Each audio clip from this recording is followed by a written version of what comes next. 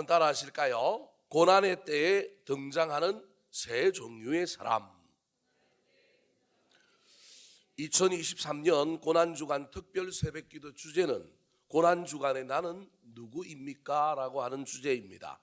예수 그리스도의 고난의 순간에 제자들과 그 주변 인물들의 이야기를 통하여 우리의 신앙의 태도와 자세를 점검하고 문제가 있으면 회개하고 고치고 바르게 할 뿐만 아니라 십자가로 주님께로 더 가까이 가는 사람이 되기를 원하는 마음으로 이 주제를 정했습니다.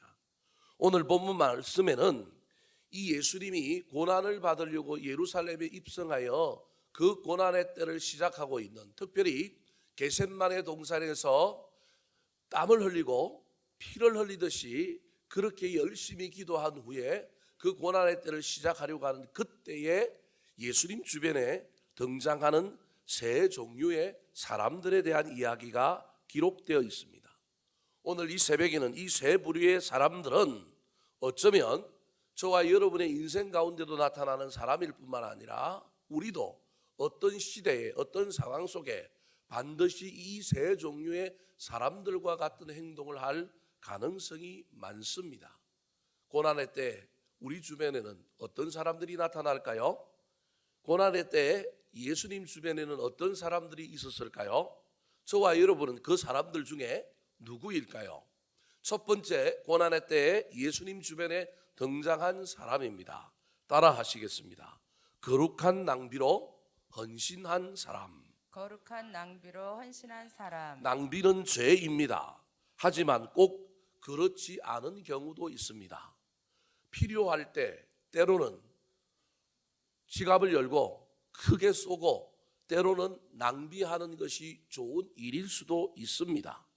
그래서 낭비인데도 불구하고 그 앞에 거룩한이라고 하는 단어를 붙일 수 있는 것입니다. 오늘 본문에는 예수님이 고난을 받기 전에 한 여인이 아주 비싼 값에 해당되는 한 향유를 가지고 나와서 깨트려서 예수님께 부었습니다. 7절 말씀 같이 한번 읽어볼까요? 시작. 한 여자가 매우 귀한 향유 한 옥합을 가지고 나와서 식사하시는 예수의 머리에 부으니. 9절에 보면 값비산이라고 표현을 하고 있습니다. 다른 성경, 오늘 본문을 다루고 있는 또 다른 성경인 마가복음 14장 5절에서는 이 값비산이라고 하는 단어를 구체적인 액수로 표현해 놓고 있는데 300데나리온입니다.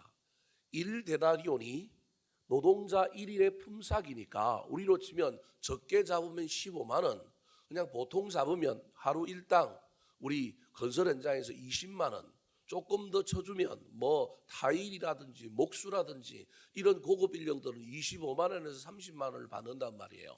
그냥 20만 원을 쳐더라도 300데나리온 하면 이게 엄청난 금액이라고 할 수 있다는 걸 알 수 있습니다. 1년치 노동자 이게 연봉에 해당되는 돈입니다. 5, 6천만 원은 넘는 아주 값비싼 그 향유를 이 여인이 가지고 나와서 뜬금없이 부어버린 것입니다. 이러한 행동에서 저와 여러분은 또는 목사님들이 설교할 때 이 돈의 액수, 값어치에 중점을 두어서 이 여인의 행동을 칭찬하면서 설교를 듣는 교인들에게도 그것에 대한 어떤 반응을 보일 것을 기대할 때가 많습니다. 그런데 오늘 예수님께서 보인 반응은 값이 싸냐, 값이 비싸냐, 귀한 것을 부었느냐 그것에 있지 않습니다. 예수님께서는 뭐라고 얘기하고 있느냐 하면 10절에 보면 이 여인이 한 일이 착한 일이다, 좋은 일이다 그렇게 표현하고 있습니다. 즉 뭘 돈을 많이 들었느냐 희생을 많이 했느냐의 문제가 아니라 할 일을 했느냐 좋은 일을 했느냐 하지 않았느냐에 대한 문제라는 것입니다. 예수님께서는 특별히 이 여인의 이 행동을 이야기하면서 값을 높여 쳐주거나 희생을 대단하다 그렇게 이야기하고 있는 것이 아니라 이 여인의 영적인 민감성을 칭찬합니다. 자, 12절과 13절 말씀을 같이 한번 읽어볼까요? 시작. 이 여자가 내 몸에 이 향료를 부은 것은 내 장례를 위하여 함이니라. 내가 진실로 너희에게 이르노니 온 천하에 어디서든지 이 복음이 전파되는 곳에서는 이 여자가 행한 일도 말하여 그를 기억하리라 하시니라. 자, 분개하고 있는 제자들, 아니 그걸 나누어서 가난한 사람들에게 주면 얼마나 이게 효과지고 이게 얼마나 이렇게 좋은 일인데 이걸 낭비하느냐. 특별히 제자들은 그 여인을 향하여 어떤 의도를 가지고 네가 이 일을 하느냐라고 분개합니다. 오늘 본문에 의도라고 하는 단어가 아주 중요한데 이분들이 이 의도라고 하는 단어를 쓰면서도 실제로는 이 여인이 왜 이런 일을 하고 있는지에 대한 의도에는 관심이 없습니다. 말은 네가 무슨 의도를 가지고 이 일을 하느냐 그렇게 말하지만 실제로 그 의도에 대해서 알고 싶은 마음이 없습니다. 사랑하는 성도 여러분, 누군가가 무슨 일을 할 때 그것이 효과적이냐 효과적이지 않느냐, 그것의 결과가 좋으냐 나쁘냐에도 관심을 가지는 것이 인간의 인지상정이지만 우리는 오늘 본문의 이야기를 통하여 어떤 사람이 무슨 일을 할 때 그 안에 어떤 의도가 있는지를 살펴야 합니다. 좋은 일을 한 사람도 의도를 살펴야 되고 우리가 생각하기에 이해가 되지 않는 사람의 어떤 일과 행동에도 의도를 살펴야 합니다. 주님께서는 의도를 파악하고 계신 것입니다. 주님의 의도 파악의 결론은 뭐냐 하면 이 여자가 나의 장례를 준비하여 미리 내 몸에 장례 이후에 내 몸이 부패하고 내 몸이 썩고 내 몸이 거룩하지 못할 것을 대비하여 이 여인은 내 장례를 위하여 지금 나한테 이것을 뭐하고 있느냐 하면 붓고 있다라는 거예요. 다르게 얘기하면 이 여인은 지금 나와 이 여인과의 만남 속에 이때가 제일 마지막 때요, 이때가 더 이상 볼 수 없는 때임을 이 여인은 직감하고 자기가 가지고 있는 최선의 것을 가지고 마지막 이별을 하고 있는 거예요. 우리 부모님들 중에 돌아가실 날들을 우리가 알 수만 있다면, 그때가 지금이라고 한다는 걸 느낀다면 여러분은 어떻게 하시겠습니까? 우리가 그걸 모르니 부모님에게 효도를 하지 못하는 겁니다. 마지막 때가 이때라는 걸 알면 그때에 최선을 다하여 우리가 가지고 있는 것을 열심으로 섬기지 않겠습니까? 죽고 난 다음에 제사 아무리 지내본들 어떤 의미가 있습니까? 살아생전에 주님께서 우리에게 오늘 이 여인을 향하여 칭찬하셨던 것처럼 이 마지막 때가 이때임을 알기만 한다면 이런 일들은 낭비가 아니고 거룩한 일이 될 수 있는 것입니다. 이 여인은 영적인 감수성을 가지고 있어서 주님께서 공생의 3년 사역 동안 특별히 예루살렘에 올라오면서 제자들을 향하여 이야기했던 그 이야기 속에서 난 예루살렘에 올라갈 터인데 난 장로들과 대제사장들에게 핍박을 받아서 묶임을 받고 고난을 당하고 내가 사흘 만에 죽으리라. 그런데 죽는 것으로 끝나는 것이 아니라 반드시 뭐하리라? 살아나리라 라고 하신 그 말씀을, 죽음에 대한 예언을 몇 번이나 했느냐 하면 3번이나 공식적으로 하셨습니다. 제자들은 그 이야기를 전부 듣지 못했습니다. 그래서 이때가 그때요, 이때가 거룩한 낭비를 행할 때임을 알지 못했습니다. 유일하게 이름도 없는 여인, 이 여인은 주님이 하셨던 말씀을 마음에 새겼습니다.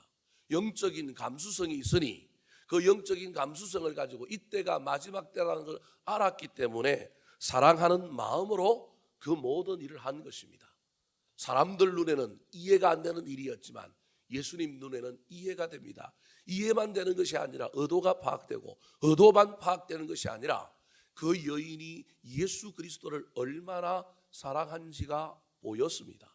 그래서 예수님께서는 이 여인을 칭찬할 뿐만 아니라 이 여인의 이야기가 나의 복음이 전해지는 곳마다 이 여인의 이야기가 계속하여 따라다녀서 온 세상에 전파될 거다, 그렇게 말하고 있는 것입니다.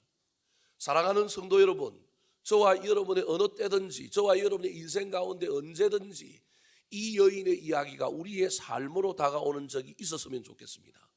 때도 구분하지 못하고 영적인 감수성도 없고 세상 사람들과 똑같이 사는 것이 아니라 우리 인생의 어떤 때, 어떤 상황 속에 이 여인처럼 부모를 향하여, 공동체를 향하여, 친구를 향하여, 때로는 주님을 향하여 이 거룩한 낭비를 할 수 있는 위대한 용기자들이 많아졌으면 좋겠습니다. 평생 이러고는 살 수 없습니다. 우리 인생 가운데 평생 이런 때가 있는 것은 아닙니다. 그런데 영적인 감수성에 있어서 사랑하는 마음으로 세상 사람들에겐 다 이해가 되지 않고 낭비처럼 보이지만 이 낭비를 할 수 있는 사람이 예수 그리스도를 제대로 믿는 사람이요, 특별히 저와 여러분 인생 가운데 어떤 고난의 때, 어떤 어려운 때에 이 일을 저와 여러분이 할 수 있어야 될 뿐만 아니라 나의 고난의 때, 나의 어려운 때 이런 일로 내 마음을 알아주고 나를 향하여 사랑을 표현하는 그 귀한 사람들을 만날 수 있었으면 좋겠습니다. 저와 여러분 인생 가운데 이런 여인을 만날 수만 있다면 얼마나 행복할까요? 나의 앞날, 나의 결정적인 순간을 딱 알고 그때를 위하여 세상 사람들은 세상의 논리, 효율성의 논리, 가성비의 논리를 가지고 따지는데 그것이 아니라 사랑하는 마음으로 온 마음을 다하여 자기가 가진 것을 낭비하면서 다가오는 이런 여인을 만난다면 저와 여러분 인생 가운데 얼마나 기쁘겠습니까? 목회하면서도 목회자가 제일 감동받을 때가 바로 이런 여인들을 만날 때입니다. 받았으면 이런 여인들을 저와 여러분 인생 가운데 만났으면 저와 여러분도 누군가를 위하여 이런 사람이 되어야 하지 않겠습니까? 특별히 이 고난의 때, 이 고난 주간을 지나고 있는 이때에 저와 여러분은 시간을 낭비할 줄 아는 사람이 되었으면 좋겠습니다.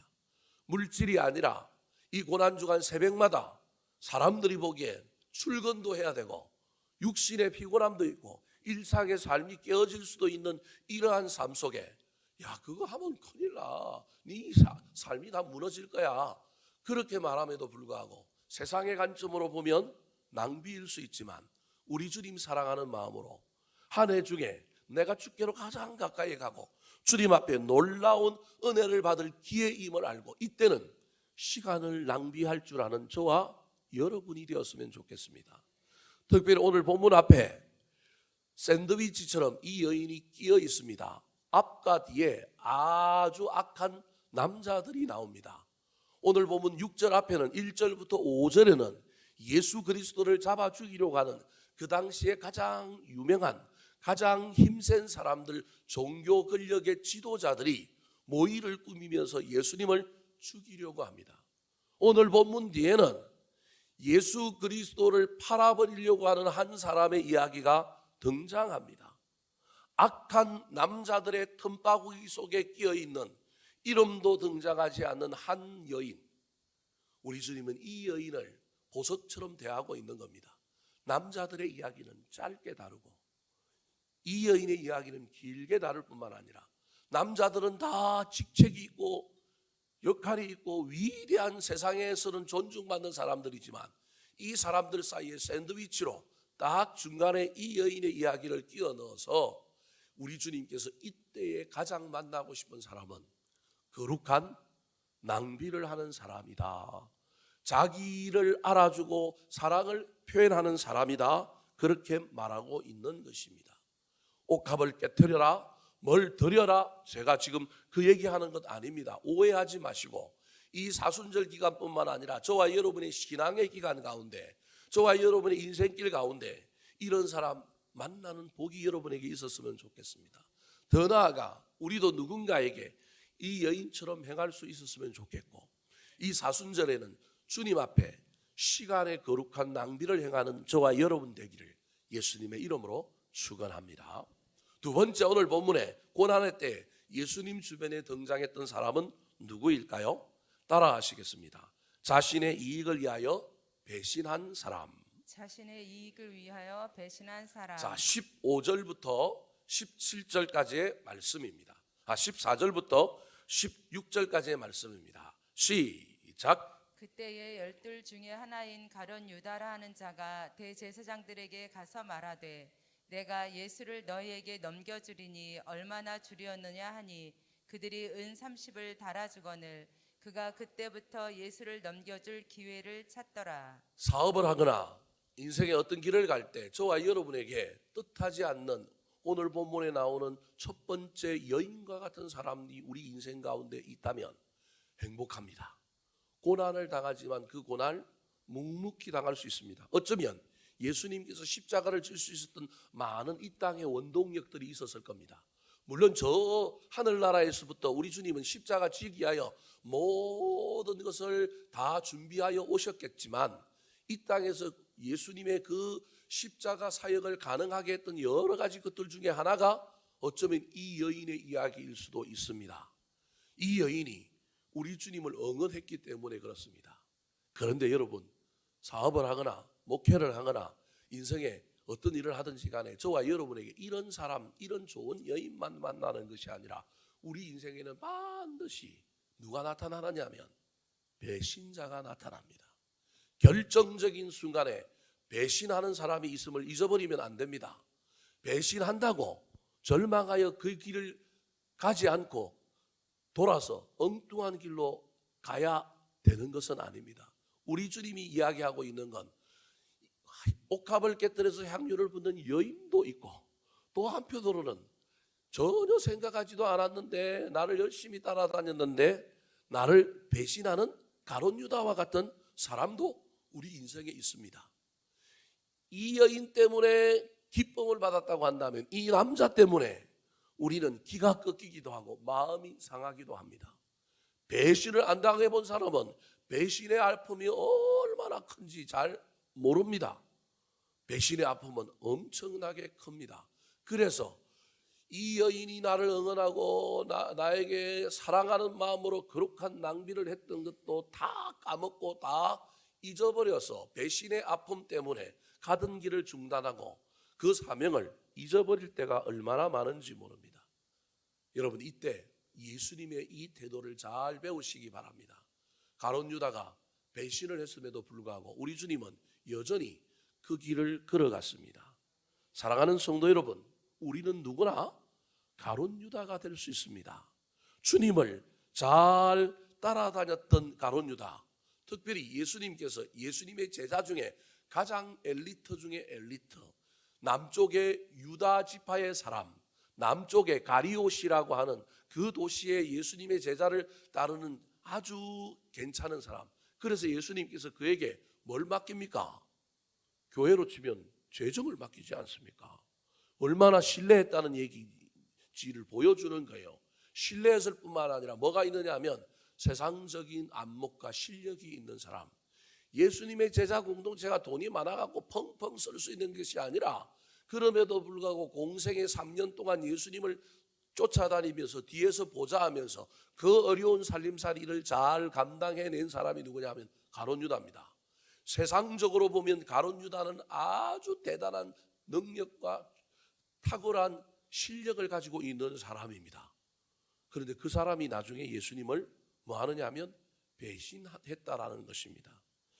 가룟 유다가 배신한 이유는 무엇일까요? 하나는 돈에 눈이 어두워진 것이요, 또 다른 하나는 예수님이 자기가 생각하는 예수가 아니었기 때문에 그렇습니다. 정치적인 메시아로 예수 그리스도를 오해하고 따랐는데 예수님은 정치적인 메시아의 길을 걸어가는 것이 아니라 온 인류를 구원하는 영적인 메시아의 길을 걸어가는 그 모습을 보면서 예수를 통하여 자신의 목적을 이루려고 했던 로마의 체제를 뒤집어 엎고 새로운 독립국가를 만들고 그 독립국가에서 또 자기가 초대 국무총리 해보고 싶은 그 마음을 가지고 있었던 그가 예수님이 걸어가는 이 길이 겸손의 길이요 낮은 자의 길이요 온 세상의 인류를 구원하는 일이라고 하는 것을 머리가 좋으니 재빨리 알게 된 겁니다. 사람이 한 사람을 신뢰하다가 저 사람이 내 욕구를 나의 어떠한 바라는 것을 채워줄 수 없다고 생각할 때 그 사람은 빨리 깨닫고 빨리 떠나가거나 배신합니다. 두 가지 이유의 공통점은 즉 돈의 눈이 어두워진 것이나 예수님이 자기가 생각하는 예수가 아니었다라고 하는 이 모든 문제의 핵심은 무엇이냐 하면 주인의 문제입니다. 돈이 주인되고 내가 주인되면 배신하고 배반하게 됩니다. 이것은 오늘을 살아가는 우리에게도 동일하게 적용됩니다. 사랑하는 성도 여러분, 이 사순절 기간에 저와 여러분은 주인을 바꾸지 말고 예수님을 주인이라고 고백하며 그 주인의 말을 들으려고 애를 쓰시고 그 주인이 걸어가는 길을 뒤에서 묵묵히 따라가는 저와 여러분이 되었으면 좋겠습니다. 사랑하는 성도 여러분, 저와 여러분의 인생 가운데 내 뜻과 내 생각과 같이 모든 일이 되지 않는다 할지라도 내가 주님을 이용하거나 내가 주님을 통하여 어떤 이득을 누리고자 하는 것이 아니라 주인을 바꾸시고 내가 주님을 위하여 봉사할 뿐만 아니라 내 뜻과 내 생각이 이루어지지 않는다 할지라도 그리 아니하실지라도 감사하며 순종하는 신앙생활의 주인공들이 되었으면 좋겠습니다. 자신의 이익이 아니라 주님의 이익을 위하여 살고 주인을 바꿀 뿐만 아니라 배신하는 사람이 아니라 내 생각과 내 뜻과 다를지라도 묵묵히 섬기면서 순종하면서 헌신하면서 달려갈 때 하나님께서 우리를 또 어떤 자리로 어떻게 인도하실지를 기대하며 그 기대가 이루어지는 것을 경험하는 저와 여러분 되기를 예수님의 이름으로 축원합니다. 마지막으로 오늘 본문에 등장하는 사람은 누구일까요? 따라 하시겠습니다. 깨어 기도하지 못해 실망을 준 사람. 깨어 기도하지 못해 실망을 준 사람. 주님 가시는 길이든지 저와 여러분의 가는 길이든지 그 길가에는 응언하는 사람, 뜻밖에도 응언하는 사람이 나타납니다. 옥합을 깨뜨린 여인. 근데 응언하는 사람만 나타나는 것이 아니라 나를 실망하게 하고 나를 배신하는 가룟 유다와 같은 사람도 나타납니다. 이 고난주간에 저와 여러분은 응언하는 사람이 되었으면 좋겠습니다. 배신하는 사람 되지 마시고 끝까지 이 사순절에 주님께 가까이 가려고 애를 쓰는 저와 여러분이 되었으면 좋겠습니다. 하다가 절망하거나 하다가 뒤로 가지 마시고 끝까지 한번 달려가 보시기 바랍니다. 그러려면 어떻게 해야 될까요?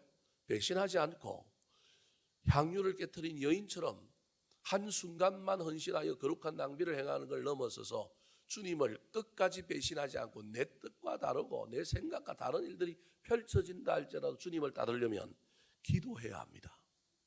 사순절의 이 고난주간 특별 새벽기도 기간에 저와 여러분이 해야 할 일이 주님 배반하지 않고 기도하는 일임을 기억하시기 바랍니다. 마태복음 25장에 기록된 종말 비유에 보면 열처녀 비유와 달란트 비유가 나오는데 그때 강조되고 있는 것은 깨어 있어 준비하는 자가 되라는 것입니다. 그러므로 고난의 때 우리 그리스도인들은 깨어 기름을 준비하는 5 처녀가 되어야 하고 자신에게 맡겨진 달란트를 잘 감당하여 준비하고 있다가 주인이 오실 때 내가 한 일들을 보여줄 수 있어야 합니다. 그러기 위해서는 지속하기 위해서는 뭔가가 우리 안에 의지를 가지고 세파에 시달려서도 무너지지 않고 상황과 환경의 문제 가운데서도 저와 여러분이 무너지지 않으려고 하면 인간의 의지만으로는 되지 않고 반드시 기도가 합해져야 합니다. 그래서 기독교는 기도교입니다. 기도가 절대적으로 필요한 시기가 바로 이때입니다. 오늘 본문 뒤에 가룟 유다 이야기 다음에는 예수 그리스도를 열심히 따르겠다고 호언장담했던 베드로와 그의 제자들의 이야기가 나옵니다. 예수님께서 내가 이제는 예루살렘에 올라가서 십자가를 질 거다 그랬더니 그리고 너희들이 나를 부인하고 다 흩어지리라 그랬더니 베드로가 뭐라고 호언장담을 하느냐 하면 나는 절대 그런다는 거예요, 안 그런다는 거예요? 안 그런다고 얘기했습니다. 자, 오늘 본문 뒤에 나오는 33절 말씀 같이 한번 읽어볼까요? 시작. 베드로가 대답하여 이르되 모두 주를 버릴지라도 나는 결코 버리지 않겠나이다. 모두 주를 버릴지라도 나는 결코 버리지 않습니다. 심지어는 다른 성경에는 내가 죽을지라도 누굴 따르겠다고요? 주님을 따르겠습니다. 그렇게 이야기합니다. 말이 저와 여러분이 한 말이 현실이 되기 위해서는 기도의 내공이 필요한데 호언장담만 하고 있는 베드로 기도하지 않았기 때문에 나중에 어떻게 될까요? 결코 주를 버리지 않는다고 얘기해놓고 죽을지라도 따른다고 얘기해놓고 그 자기의 말이 현실이 되게 만들려면 기도의 내공이 필요한데 기도하지 않습니다. 이 일 후에 예수님께서 제자들을 데리고 겟셋마네 동산에 가서 9명은 제일 뒤에 남기고 특별히 기도할 만한 사람 세 사람을 뽑았는데 그 기도할 만한 세 사람이 베드로와 요한과 누굽니까? 야고보입니다. 우리 예수님은 아신 거예요. 제자들이 이게 안 된다는 거예요. 기도가 지금 안 된다는 거예요. 일을 하면 할수록 기도를 잊어버리는 거예요. 저와 여러분도 마찬가지입니다. 목회자인 저도 준비하면 준비할수록 일하면 일할수록 기도가 그 분량을 채워야 되는데 예수님 3년 따라다니는 동안에 초창기보다는 훨씬 더 기도가 사라져버리는 거예요. 예수를 믿으면 믿을수록 기도가 깊어져야 되는데 우리도 마찬가지입니다. 예수님 따라다니면 일은 열심히 하는데 뭐는 사라지느냐 하면 기도가 사라지는 거예요. 겟세마네 동산에서 예수님께서 그래도 기도할 만한 놈 세 사람을 탁 찾아가지고 예수님보다 조금 뒤에 돌 하나 던질 만한 위치에 앉혀놓고 앉아 있으라 그럽니다. 앉아 있으라 그랬는데 나중에 앉아 있지 않고 졸다가 어떻게 할까요? 누워서 잤습니다. 그래서 나중에 예수님께서 3번 와서 점검하잖아요. 앉아 있으라 그랬는데 꾸벅꾸벅 졸고 있고 여기서 깨어 기도해라 그랬는데 여기 머물러 나와 함께 깨어 있으라. 36절에 보면 앉아 있으라. 38절에 보면 머물러 나와 함께 깨어 있으라. 40절에 보니까 와 보니까 그래 퍼질러 자고 있는 걸 그냥 앉아 있는 게 아니라 앉아서 조는 게 아니라 이제는 그냥 퍼질러 자고 있는 걸 보고 야 마음은 원이지만 육신이 안 된다. 우리 주님께서 정말로 제자들을 사랑하는 마음으로 혼내지 않고 그렇게 말할 뿐만 아니라 40절에는 그래도 안타까우니까 너희가 1시간도 이렇게 깨어 있을 수 없더냐. 우리 주님께서 그들의 진면목을 보신 거예요. 아, 기도가 안 되는구나. 베드로가 호언장담했는데 기도가 안 되니 그 호언장담이 결과로 나타나지 못하겠구나. 우리 주님을 알고 일어나 나와 뭐하자? 함께 가자.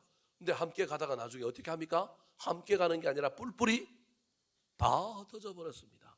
제사장들과 로마 군병들이 합작하여 예수 그리스도를 겟세마네 동산에 잡으러 왔을 때 전부 흩어져 버렸습니다. 그래도 베드로가 수제자니까 예수님 잡혀갔던 대제사장의 뜰에 살짝 들어갔습니다. 들어갔는데 기도로 준비하고 기도로 내공이 쌓여서 자기가 한 그 말이 현실이 되게 만들지 못했더니 그가 호언장담했던 거와는 달리 말로서 우리 주님을 어떻게 합니까? 부인합니다. 58절 말씀 같이 한번 읽어볼까요? 시작. 베드로가 멀찍이 예수를 따라 대제사장의 집 뜰에까지 가서 그 결말을 보려고 안에 들어가 하인들과 함께 앉아 있더라. 멀찍이 쫓아갑니다. 이게 베드로의 현실의 신앙의 모습입니다. 멀찍이 신앙입니다. 들어갈 수 없는데 들어간 것은 아마 사도 요한이 그 대제사장 집을 지키는 사람과 안면이 있어서 사도 요한 덕분에 이 베드로도 대제사장의 뜰 안으로 들어갔던 모양입니다. 들어갔는데 멀찍이 쫓아가니 기도로 내공을 쌓지 못했더니 이 베드로가 어떻게 했을까요? 자기가 한 말과 달리 나는 결코 주를 버리지 않습니다. 죽을지언정 나는 주님을 따르겠습니다. 그랬던 그가 예수님을 3번이나 부인합니다.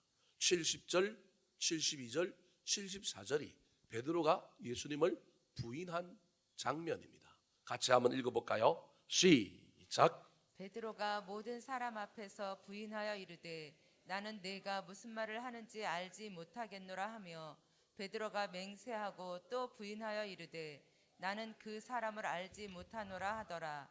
그가 저주하며 맹세하여 이르되 나는 그 사람을 알지 못하노라 하니 곧 닭이 울더라. 74절에 나오는 맹세하여도 부인하며라고 바꾸면 됩니다. 모든 사람 앞에서 부인하고 맹세하고 부인하고 가면 갈수록 강도가 세워져서 74절에는 어떻게 부인했어요? 저주하며 부인한 겁니다. 사랑하는 성도 여러분, 기도하지 않으면 내 말이 삶이 되지 않고 능력이 되지 않습니다. 이 고난주간 첫 번째 특별 새벽기도에 저와 여러분이 세 사람의 이야기를 통하여 잘 깨달았으면 좋겠습니다. 거룩한 낭비로 주님의 죽음을 준비하고 사랑을 표현했던 여인이 될 수가 없다면 적어도 가룟 유다처럼 배신하는 사람은 되지 마시기 바랍니다. 고난주간에 배신 아닌 것은 이 고난주간을 저와 여러분이 끝까지 지키려고 노력하면 되는 겁니다.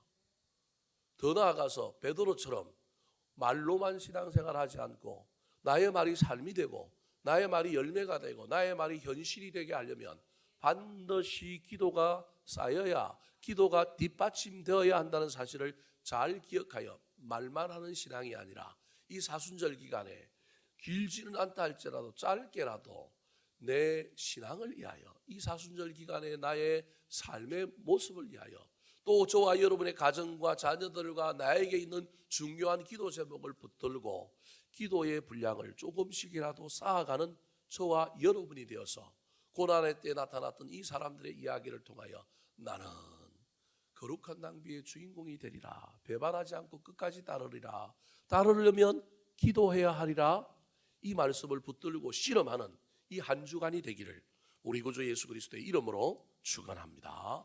한번 따라 하실까요? 고난의 때에 등장하는 세 종류의 사람, 고난의 때에 등장하는 세 종류의 사람, 거룩한 낭비로 헌신한 사람, 거룩한 낭비로 헌신한 사람, 자신의 이익을 위하여 배신한 사람, 자신의 이익을 위하여 배신한 사람, 깨어 기도하지 못해 실망을 준 사람. 깨어 기도하지 못해 실망을 준 사람.